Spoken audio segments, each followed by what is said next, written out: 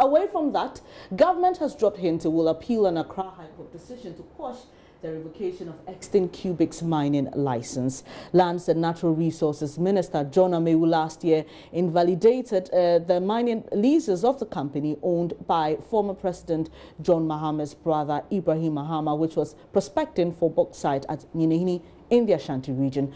But an Accra High Court, presided over by Justice Kweku Akabuafo, held the minister was not clothed with the powers to revoke the company's licenses, and further held that the minister also failed to give the applicants a fair hearing. Komla Adom was in court for JoyNews. Lawyers for the company had filed the suit challenging the decision by the lands minister revoking the license of a company in the bauxite concession in Nyinehini in the Ashanti region. They argued the minister acted unreasonably by revoking the license without due process. The company also sought an order of injunction preventing the ministry from interfering in its activities. The company last year had its earth-moving equipment seized on orders of the Ashanti Regional Minister Simon Osei Mensah. Lands and Natural Resources Minister John Peter Amewu, who had earlier noted the company did not have licenses to prospect in the Nyinehini Forest Reserve, made a U-turn revoking the licenses of the company on grounds of procedural breaches. Lawyers for the applicants further argued Exton Cubic did not violate any of the ground rules outlined in the various mining laws based on which a mining lease can be revoked. The court on Thursday, however, quashed the decision by the Lands and Natural Resources Minister John Peter Amewu to revoke mining licenses of Exton Cubic to prospect for bauxite in the Ashanti region. The court maintained that the Lands and Natural Resources Minister John Peter Amewu was not clothed with the powers to revoke the mining licenses of the company. Justice Kweku Akabuafo maintained the failure of the lands minister to give the applicant a fair hearing breaches their right to be given a fair hearing.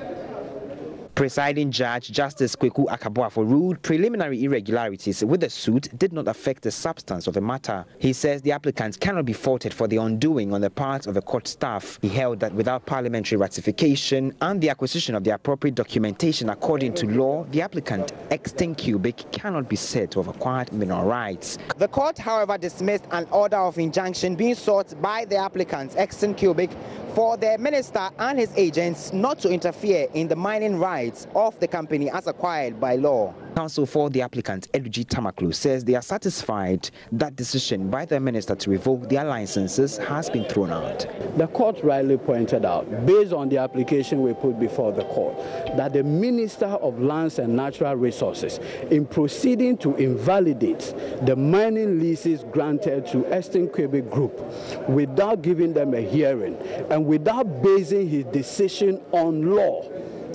is wrongful and therefore is subject to the supervisory jurisdiction, and therefore it was quashed. And we are pleased that today the application, and that has always been our position right from the word go, that the self-serving, decision of the Minister of Lands and Natural Resources today has been rightly quashed by the court of this country. He further noted the decision sent a strong signal to government officials who take unilateral decisions on these matters to be advised. The court has sounded a very strong warning to persons who are instructed with public office that when they want to act, they must act within the enabling statute that has established the very office that they occupy.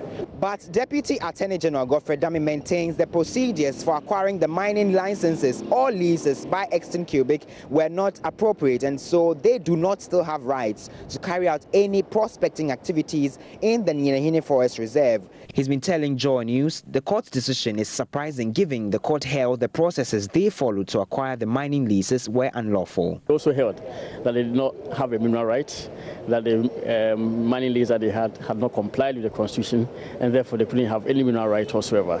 He also held that the lease that they obtained did not comply with the processes of the law.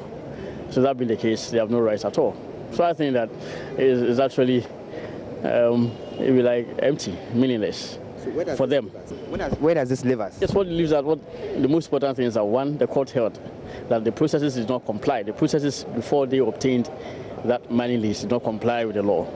Secondly, that they also did not have any mineral right at all. It is the decision of the minister, the procedure he adopted in writing the letter, which the judge faulted and quashed. So as far as I'm concerned, yes, it leaves them with nothing. But look, I still hold a contrary view that if the judge had held that they had no mineral rights, and also the processes that led to the grant of the lease to them did not comply with law, I do not find it appropriate for him to draw the conclusion that he did. And for that matter, I think I will apply for the ruling and I will take the relevant decisions. So from the court complex here in Accra, I am Komla Adum reporting for Joy News. You're watching Joy News Desk with me, Bernice Abubedu. It's now time for business news. Daryl Kwal has the latest.